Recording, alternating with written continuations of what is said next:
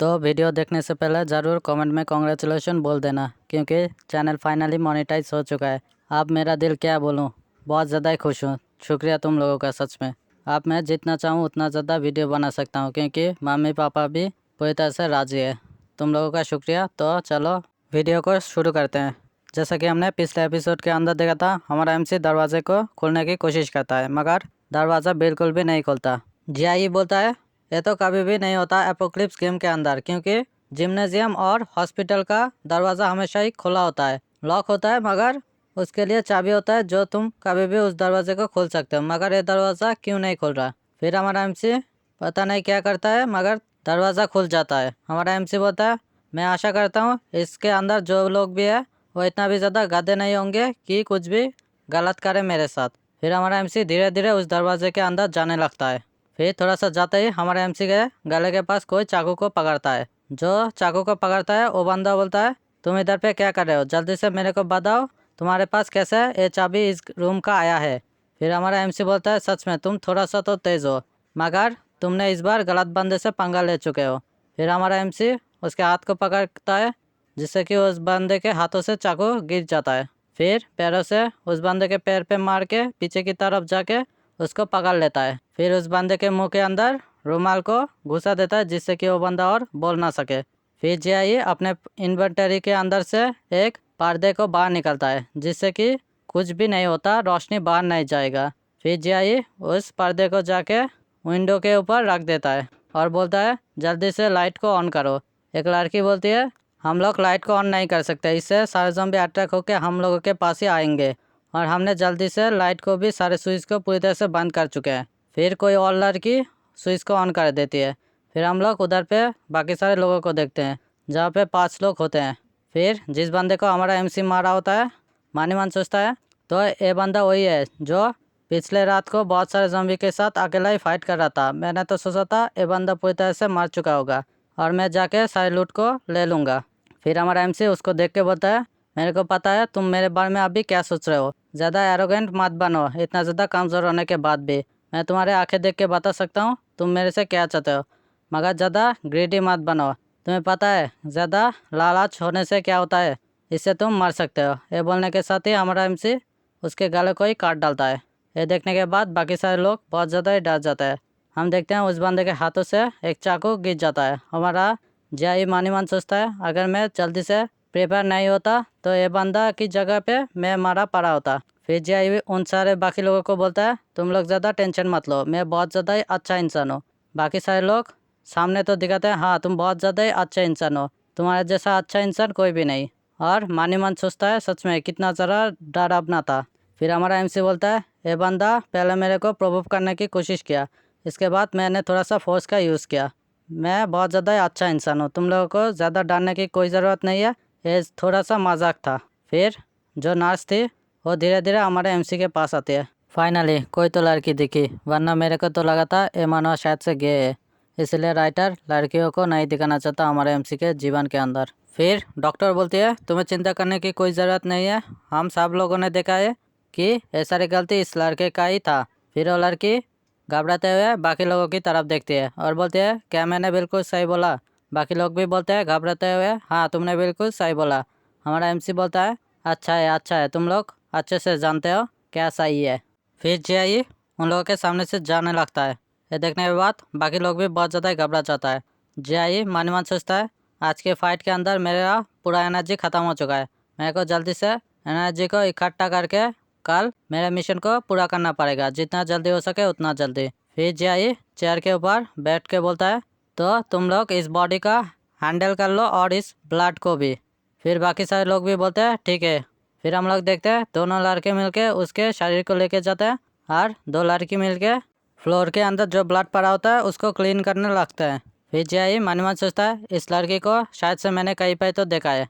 फिर जियाई सिस्टम के अंदर इस लड़की के बारे में देखता है। इस लड़की का नाम होता है झांग ई शुई, मैं इसको झांग शुई बुलाऊंगा, तुम लोग समझ जाना। इसके पास कोई भी टाइटल नहीं होता और इसका लेवल भी 0 होता है। जियाई मन मन सोचता है क्या जोंग शुई, मैं तो इसको पहचानता हूँ, मेरे पिछले ज़िंदगी के अंदर इसके पास एक हिडन प्रोफेशन था जिसको गॉड ऑफ डॉक्टर बोला जाता था। फिर हम पिछले ज़िंदगी का जियाई को देखते हैं। जिसको बहुत ज़्यादा ही चोट लगा होता है, जो उसी डॉक्टर के सामने बोलता है, मेरे को पता है तुम्हारे पास एक हिडन प्रोफेशन है जिसको गॉड ऑफ डॉक्टर बोला जाता है, प्लीज़ तुम मेरे को ठीक कर दो, इससे मैं तुम्हारे लिए कुछ भी करूँगा। फिर हम उसी डॉक्टर को देखते हैं जो शर्माते हुए मुँह फेर लेती है और बोलती है, मैं तो तुम्हारे शरीर को ठीक कर दूँगा मगर तुम्हारे आत्मा को ठीक नहीं कर पाऊँगा। इस बात का मतलब है हमारे जीआई को जो उसके एक्स गर्लफ्रेंड से धोखा मिला होता है, उसके कारण उसको दिल को बहुत ज़्यादा ही चोट लगा होता है। फिर हम लोग देखते हैं वो डॉक्टर हमारे एमसी का ट्रीटमेंट करने लगती है। फिर जीआई उसके बारे में और भी बताता है, ये तो बहुत ज़्यादा अच्छी डॉक्टर थी, फ्यूचर के अंदर इसका काम बहुत ज़्यादा ही था और शायद डेंजर से पूरी तरह से ठीक रहती थी, मगर इसके पास कोई भी शक्तिशाली एबिलिटी नहीं था, ऐसी बाकी लोगों का टूल बन के रह चुकी थी। अब टूल बनने का मतलब कुछ गलत मत समझना, क्योंकि इसके पास डॉक्टर का एबिलिटी है और तुम्हें पता ही होगा एपोक्लिप्स मानवा के अंदर डॉक्टर का कितना ज़्यादा कीमत होता है, ज़रूर कुछ भी नहीं होगा, पूरी तरह से भर्ती नहीं होगा। फिर जीआई बोलता है, सच में किस्मत कितना ज़्यादा मैजिकल है, एपोक्लिप्स के दूसरे दिन ही एक फैमिलियर लोग से मैं मिल चुका हूँ और इसके साथ एक नर्स भी है और 2 रिपेयर इंसान भी है। फिर अचानक से दरवाजे से आवाज़ आने लगता है ज़ॉम्बी का, जो सुनने के बाद बाकी सारे लोग बहुत ज़्यादा ही घबरा जाते हैं। फिर अचानक से वो दरवाज़ा धीरे धीरे हम देखते हैं टूटने लगता है। ये देखने के बाद बाकी सारे लोग और भी ज़्यादा घबरा जाते हैं। फिर जीआई अपने घड़ी के अंदर टाइम देखता है जिसके अंदर 8:30 होता है।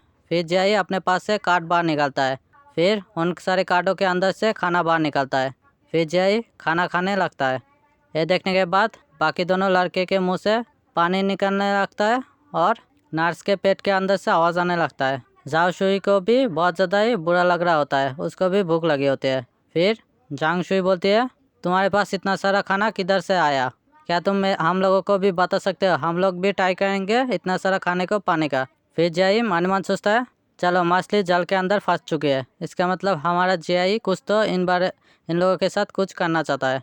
फिर जीआई उनकी तरफ खाना दिखाते हुए बोलता है, तुम लोग जितना चाहो इधर से खा सकते हो, मगर इसके बाद तुम्हें मेरी मदद करना पड़ेगा। ये चीज़ सुनने के बाद ही दोनों लड़की बहुत ज़्यादा ही घबरा जाती है। जांग शुई बोलती है, चलो पहले हम लोगों को बताओ तुम्हें क्या चाहिए। जांग शुई मन ही मन सोचती है, क्या ये चीज़ वही हो सकता है जो मैं सोच रही हूँ, अब तुम्हारे जैसे ठरके को बताने की कोई ज़रूरत नहीं है। जांग शुई क्या सोचती है। फिर जीआई जाके उन लोगों को एक कागज़ दिखा के बोलता है, मेरे को ये सारे मेडिसिन चाहिए, अगर तुम मेरे को ये सारे मेडिसिन ढूंढ के दे दोगे तुम दोनों मिलके, तो मैं तुम दोनों को खाना दे दूंगा। जांग शुई बोलती है, क्या सिर्फ इतना ही, तुम्हें सिर्फ मेडिसिन ही चाहिए। फिर जीआई थोड़ा सा पास जाके बोलता है, तो तुम क्या सोचते हो मेरे को क्या चाहिए। जांग शुई सोचती है, ये बंदा इतना ज़्यादा स्ट्रेंज क्यों है। फिर जांग शुई बोलती है, तुम्हें चिंता करने की कोई ज़रूरत नहीं है, हम लोग ऐसा चीज़ों को ढूंढ देंगे।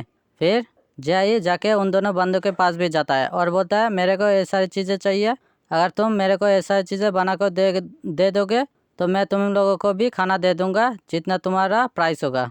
फिर दोनों बंदे भी बोलते हैं, तुम्हें चिंता करने की कोई ज़रूरत नहीं है, हम लोगों के पास हमारा औजार भी है।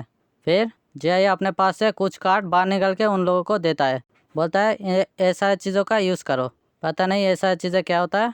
फिर जीआई उधर से जाके बोलता है, तुम लोग ओवर टाइम करो और मेरे लिए सारी चीज़ें बना के देना, मैं 6 बजे सारी चीज़ें लेके तुम लोगों को खाना दे दूँगा। फिर जीआई अपने पास से किसी तरह का आइटम बाहर निकल के शील्ड की तरह बना देता है और बोलता है, मेरा घर अभी बिल्कुल ज़ॉम्बी के पास ही है, इसके लिए बहुत ज़्यादा ही आवाज़ आ रहा है, मैं सो नहीं पाऊँगा, ये आइटम जो मैंने यूज़ किया इससे कोई भी आवाज़ अंदर की तरफ नहीं आएगा। फिर हम लोग जीआई के सिस्टम में देखते हैं जिधर पे 22 XP और भी चाहिए लेवल 6 पे जाने के लिए। फिर हमें फाइनली मिशन के बारे में बताया जाता है, 100 ज़ॉम्बी को अकेले फाइट करके मारना पड़ेगा और इसमें कोई भी लेवल का रिस्ट्रिक्शन नहीं है और हमारा जीआई ने पहले से ही 45 ज़ॉम्बी को मार चुका है और मिशन के रिवॉर्ड के रूप में एक नॉर्मल चीट मिलेगा, मतलब एक नॉर्मल ब्रोंज रैंक का इक्विपमेंट मिलेगा और मिशन सिर्फ 24 घंटे का तक ही रहेगा। फिर जीआई जाके सो जाता है बेड के ऊपर। फिर सीन शिफ्ट के हमें सुबह का सीन दिखाया जाता है 6 बजे का। हम बाकी लोगों को देखते हैं जो लोग पूरी तरह से काम करके थक चुके होते हैं। फिर जीआई आके बोलता है, तुम लोगों ने बहुत ज़्यादा अच्छा काम किया है। फिर जांग शुई जाके उस नर्स को भी उठा देती है। फिर जीआई जाके उन सारे लोगों को उनका खाना भी दे देता है और बोलता है, सारे कार्ड के अंदर एक दिनों का खाना है और तुम लोगों के सारे काम करने के कारण सब लोगों को एक कार्ड मिल जाएगा। सारे लोग जीआई का थैंक्स भी बोलते हैं। जांग शुई मन ही मन सोचती है, मैंने तो सोचा था ये बंदा हम लोगों को मार के इधर से चला जाएगा जिससे कि इसका काम भी हो जाएगा और ये सारे खाना भी हमें देने की ज़रूरत नहीं है। जितना मैंने सोचा था ये बंदा उतना भी ज़्यादा रूथलेस बंदा नहीं है। फिर जियाई बोलता है, मैंने जो तुम लोगों से रिक्वेस्ट किया है उसके बदले में मैंने तुम लोगों को ये सारा खाना दिया है, ये सारी चीज़ें तुम डिज़र्व करते हो। फिर झांग शुई पीछे से बोलती है, एक्सपर्ट क्या तुम हम लोगों को सिखा सकते हो एक आर्ट कैसे इस्तेमाल करते हैं। ये सुनने के साथ ही जियाई के हाथ से भी मेडिसिन गिर जाता है। फिर जियाई मन ही मन सोचता है, मैं तो भूल ही चुका था एपोक्लिप्स शुरू होना सिर्फ 3 दिन ही हुआ है और ये लोग बिल्कुल भी नहीं जानते होंगे इन्वेंटरी का यूज़ करना, और मैंने भी कुछ दिन पहले ही सीखा है।